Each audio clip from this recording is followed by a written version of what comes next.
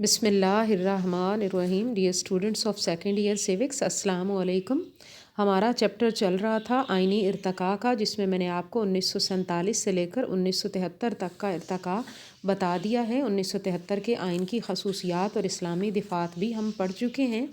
آج کا ہمارا ٹاپک ہے 1971 میں مشرقی پاکستان کی علیحدگی کے اسباب کیا تھے. مشرقی پاکستان وفاق پاکستان کا دایاں بازو تھا، جہاں جنوبی ایشیا کے مسلمانوں نے ایک الگ وطن کے حصول کے لیے پاکستان کی بانی جماعت یعنی مسلم لیگ کا پودا لگایا تھا 1906 میں، اور مسلم زعماء نے انگریزوں اور ہندوؤں کی تنگ نظری سے نجات کا راستہ اختیار کیا تھا،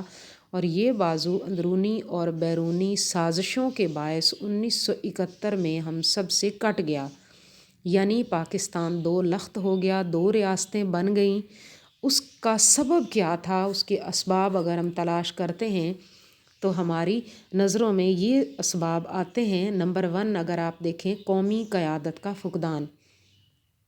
کہ قائد اعظم کی وفات کے بعد پاکستان میں محب وطن لیڈرشپ یا قیادت کا فقدان ہو گیا تھا. مسلم لیگی قائدین عوام پر حکومت کرنا صرف اپنا حق سمجھتے تھے، جس کے پیش نظر مشرقی پاکستان کی مسلم لیگی وزارت قیام پاکستان کے بعد عوام کا اعتماد حاصل کرنے میں ناکام رہی.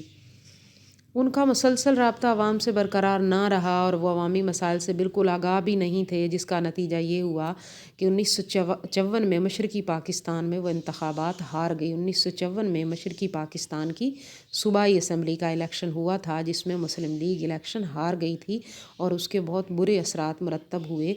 اور یہ ایک اہم سبب تھا قومی قیادت کا فقدان اور مسلم لیگی قیادت کا حکومت کرنا اپنا حق سمجھنا، اور پھر 1954 میں وہاں کی صوبائی اسمبلی کا انتخاب ہار جانا اور عوام پر اس کے برے اثرات پڑنا بھی ایک سبب تھا مشرقی پاکستان کی علیحدگی کا. پھر آپ دیکھیں اقتصادی بدحالی. مشرقی پاکستان ہمیشہ سے اقتصادی طور پر بدحالی کا شکار رہا، معاشی بدحالی کا شکار رہا. تقسیم ہند سے پہلے بھی اس کی پسماندگی کا سبب مغربی بنگال کا ہندو صنعت کار اور ہندو ذمہ دار ہی تھا. یعنی یہ تصور بالکل غلط ہے، اور یہ سوچ بالکل غلط ہے کہ پاکستان میں اس حصے کے ساتھ امتیازی سلوک ہوا، بلکہ یہ پہلے سے موجود تھا کہ وہ حصہ پسماندہ تھا، اور اس کا سبب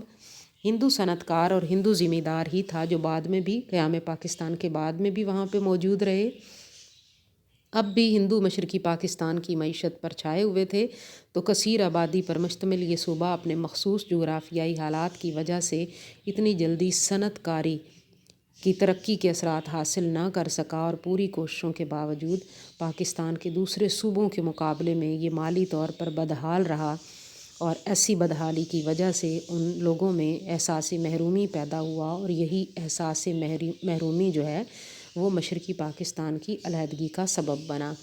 نمبر 3 پہ اگر آپ دیکھیں تو میں نے لکھا ہندو اساتذہ کا منفی کردار. تو قیام پاکستان کے بعد حکومتیں پاکستانی قومیت کے جذبے کو ابھارنے میں ہی ناکام رہیں کہ نظریہ پاکستان کا تحفظ کرتیں. ہم نے پاکستان کس لیے حاصل کیا تھا، اور قومی یکجہتی کو فروغ دینے کی کوشش کی جاتی، قومیت کا جذبہ ابھارنے کی کوشش کی جاتی، تو ایسا نہیں کیا گیا، بلکہ پاکستان مخالف گروہ اپنی سرگرمیاں جاری رکھنے میں کامیاب ہوتے رہے، اور بدقسمتی سے بنگالی مسلمان ہمیشہ تعلیم کے میدان میں ہندو سے پیچھے رہا. تو وہاں کے اسکولوں اور کالجوں میں ہندو اساتذہ بھرتی ہوئے، جنہوں نے نئی نسلوں کے ذہنوں کو بنگالی قومیت سے آلودہ کیا. تو یہ بھی ایک ہندو اساتذہ کا کردار تھا، جس کی وجہ سے مشرقی پاکستان الگ ہو گیا. پھر ہے بنگالی زبان کا مسئلہ. بنگالی زبان کے مسئلے نے قومی اتحاد کو پارا پارا کرنے میں اہم کردار ادا کیا. قیام پاکستان کے بعد اردو کو قومی زبان قرار دیا گیا. بنگالیوں نے بنگالی زبان کے حق میں تحریک شروع کر دی، لیکن قائد اعظم کے غیر معمولی شخصیت اور ان کے اثر و رسوخ کی وجہ سے وقتی طور پر تو یہ تحریک دب گئی. لیکن آپ دیکھیں قائد اعظم 1948 میں انتقال فرما گئے، تو اس کے بعد 1956 کے آئین میں بھی 2 قومی زبانیں موجود ہیں، اور 1962 کے آئین میں بھی، یعنی بنگالی زبان کے حوالے سے ان کی تحریک اپنی جگہ موجود رہی، اور یہ تعصب برقرار رہا، اور اردو کو قومی زبان قرار نہ دیا جا سکا، صرف اردو کو، بلکہ اردو اور بنگالی 2 قومی زبانیں پاکستان کے پہلے دونوں دساتیر میں رکھی گئیں. اس کے بعد صوبائی تعصبات، یہ ایک زبان کا مسئلہ بھی صوبائی تعصب کی وجہ سے تھا۔ اس کے بعد آپ اس میں دیکھیں گے کہ مشرقی پاکستان کی آبادی کل آبادی کا 56% تھی، یعنی آدھے سے زیادہ لوگ وہاں آباد تھے، لیکن وہ پاکستان کے 5 یونٹوں میں سے ایک یونٹ تھا، یعنی 5 صوبے تھے، ادھر 4 صوبے تھے، مغربی پاکستان میں وہ ایک صوبہ تھا۔ تو مشرقی پاکستان کے جو سیاستدان تھے چالاک قسم کے، انہوں نے نہ صرف ایوان زیری میں آبادی کے تناسب سے نمائندگی کا مطالبہ کیا،